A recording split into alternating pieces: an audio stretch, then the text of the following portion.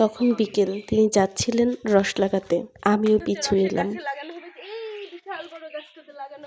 রসের হাঁড়ি নেওয়া হয়েছে, একটা ছোট একটা বড়, হ্যাঁ, কারণ এই গাছটা তো অনেক বড়। হ্যাঁ, এই যে গাছে ওঠা হচ্ছে। ওয়াও,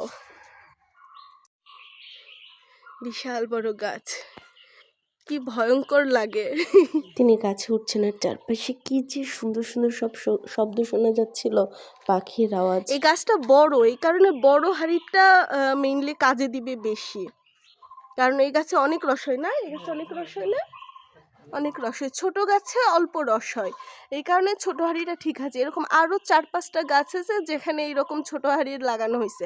কালকে আমি ওখান থেকে রস নামানোর ভিডিওটা ইনশাল্লাহ করব।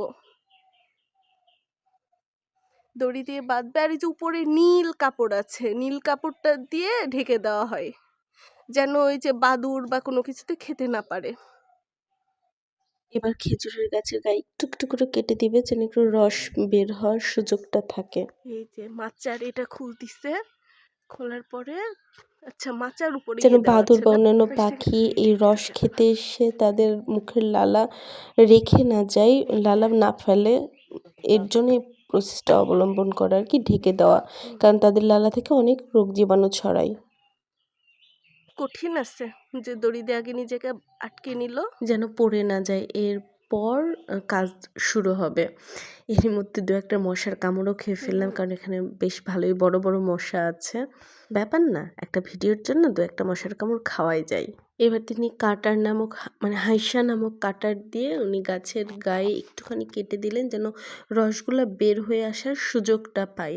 দেন বের হয়ে আসলে তবেই তো হাঁড়িতে জমা হবে। বড় বড় মশাও আছে, এই জাল দেবার কারণে কিন্তু এই বড় বড় মশাগুলো, বিভিন্ন পোকামাকড়গুলোও যেতে পারে না। তো যা হোক, একটা কাজ করতে কত পরিশ্রম লাগে, আর এত বড় একটা গাছে উঠতে বিশাল সাহসের দরকার। একটু কাটা হচ্ছে, ওখানে একটা হাঁড়ি আছে নাকি ছোট নাড়ি, ওখানে কিন্তু একটা ছোট্ট পাত্র রাখা আছে, দিনের বেলায় অল্প কিছু রস সেখানে জমা হয় যেন। আচ্ছা, যখন ছোট একটা হাঁড়ি অলরেডি লাগানো আছে, সারাদিন ওটা রস হবে, কিন্তু ওই রস খাওয়া যায় না মনে হয় না, কারণ এটা তারি টাইপের আর কি, যেন রস নিচে না পড়ে, এই কারণে এটা লাগায় রাখা। আর সারা রাত্রের যে রসটা হবে সেটাই যে এই হাঁড়িতে জমা হবে, সেটা খাওয়া যাবে। যাই হোক, ওনারা খুব আনন্দের সাথে করেন এবং এই বিষয়টা তাদের কাছে খুবই ইজি, তাই তারা করেন এবং খুব আনন্দের সাথে করেন। আমি দেখেছি এই রসগুলা থেকেই কিন্তু সেই গুড়, লালি এগুলা বানানো হয়। তবে এখন শীতকাল হয়, শীতকাল শেষের দিকে হয়, এখন তো গরম বা রোদ, রস খুব একটা হয় না, খুব অল্প পরিমাণে রস হয়, মানে এক হাঁড়ির অর্ধেকটাও নাকি ভরে না। দেখা যাক, কালকে যাব তখন দেখব, তখন দেখি কি অবস্থাটা হয়। বাট আগে হাঁড়ি ভর্তি রস নেমে আসতো গাছ থেকে।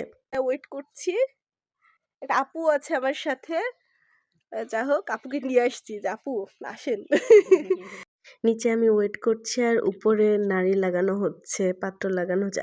এই আমার গায়ে কি একটা পড়লো চটা, ওই যে উপরে উপরে হচ্ছে রস বাঁধার ব্যবস্থা করতেছে, এই যে নাড়ি খুলে নিল, এখন এই নাড়িটা আটকাবে।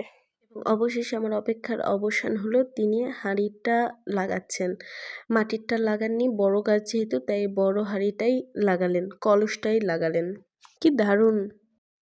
ব্যাস লাগানো শেষ, বড়টাই লাগানো হলো, এবার ঢেকে দেওয়া হচ্ছে সুন্দর করে, সেভ, কিছুতে যেন খেতে না পারে।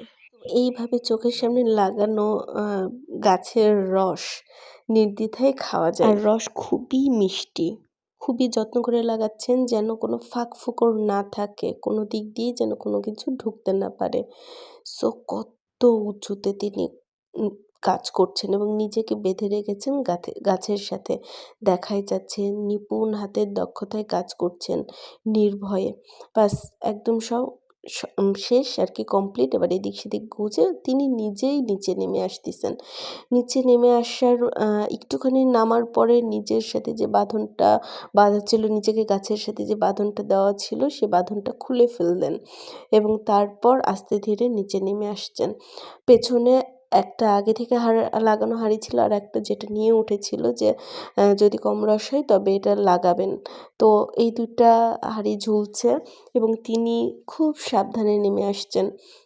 কত উঁচুতে উঠেছিলেন, কি দারুণ একটা দৃশ্য!